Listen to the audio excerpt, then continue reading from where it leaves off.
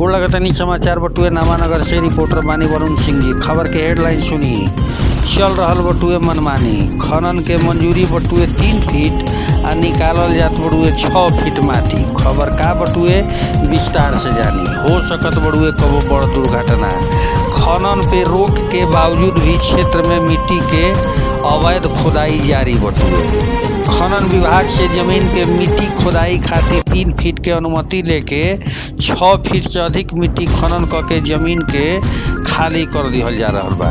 एकर नज़ारा प्रखंड के परमानपुर पंचायत अंतर्गत तेतहर गांव के आहर के देखे के मिलल। बतावल जाता कि एहिजा NHAI के ठेकेदार बीतल 2 दिन से मिट्टी खनन कर रहल बड़न, जेकरा के लेके अवैध तरीका से मिट्टी खनन पे रोक लगावे खातिर खनन विभाग के जनप्रतिनिधि सूचना दे दिहल है। बता दी कि NHAI के ठेकेदार माटी खनन खाली तेतहर गांव के आहर से ना बल्कि खेत से भी 3 से अधिक फीट मिट्टी खनन कर रहल बड़न। एकर बानगी कई गांव के बधार में देखल गईल। एने गांव के आहर के जमीन से मिट्टी खनन के जानकारी से CO अनभिज्ञता जाहिर कैनी, जबकि आहर से बीतल 2 दिन से सुबह से लेके देर शाम तक माटी के खनन जारी बा, जौना से आहर काफ़ी गहरा हो गईल बा। बता दी कि आरा मोहनिया हाईवे पे 4 लेन निर्माण में बनल ओवर ब्रिज पे मिट्टी डाले के कार्य कईल जाता है। एकरे के लेके NHAI के ठेकेदार आहर आ अन्य जमीन से मिट्टी खनन कर रहल बड़न। मिट्टी खनन में संबंधित विभाग के नियम के ताक पे रख के माटी के खुदाई कईल जाता है। माटी खनन के अनुमति देवे वाला खनन विभाग के प्रति मीट्रिक टन के हिसाब से राजस्व मिलेला।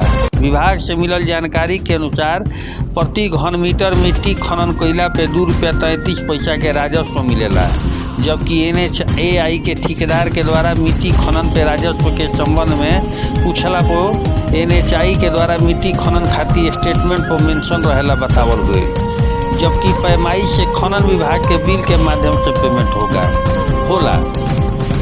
देखल जाओ तो अनुमति से अधिक मिट्टी खनन होखे से राजस्व के लाखों रुपया के नुकसान हो रहल बटुए। सरकारी जमीन हो चाहे गैर सरकारी जमीन, मिट्टी खनन खातिर विस्तृत जानकारी खनन विभाग के देवे के पड़ेला। ब्यौरा में खाता संख्या, प्लॉट संख्या, रकबा होके के चाहिए। तेतहर गांव के लोग आहर से मिट्टी खनन के एवज में मंदिर निर्माण खातिर ठेकेदार से सौदा कइले रहन। एकरा खातिर ग्रामीण ठेकेदार से लिखित लेवे के जानकारी मिल रहल बा। तेतहर में आहर के जमीन पर अवैध तरीका से मिट्टी खनन के जानकारी जिला परिषद सदस्य राजीव कुमार उर्फ राजू यादव के मिलल। सूचना पे जिला परिषद सदस्य ओह गाँव में पहुँच के आहर के जमीन से अवैध मिट्टी खनन पे रोक लगावत खनन विभाग, सिंचाई विभाग आ CO के सूचना देलन। एकरा बावजूद ग्रामीण ठेकेदार से मिल के मिट्टी खनन करावत रहन।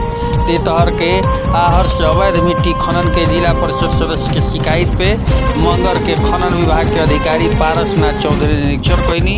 निरीक्षण में आहर से 3 फीट से अधिक मिट्टी खनन पावल गईल। बता दी कि यह से रोक बटुए ताकि 3 फीट से अधिक गहिरा होई तो बच्चन के लोगन के परेशानी होई। केहू एमे बूढ़ल तो ओकर जीव गईले बुझी, लेकिन एकरा बावजूद NHAI के अधिकारी जैसे लागता कि इनका विभाग के कौनो डर नहीं, लगातार मिट्टी के खनन जारी बा। 3 फीट का 6 फीट तक गहिरा खून दिहल गईल बटुए, जौना से कभी ना कभी दुर्घटना के शिकार लोग हो सकता रह। भोजपुरिया समाचार निहोरा करी, लाइव देखी। अच्छा, बच्चा नहीं ना जानता है कितना गहराई है। अपने घर के बच्चे आगे गिर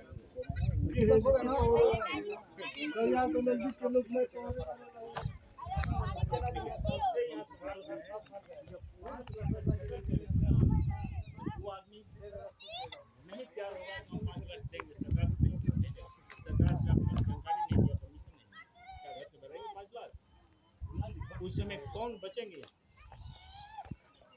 कोई काम देगा, कोई बचा पाएगा क्या? सरकार से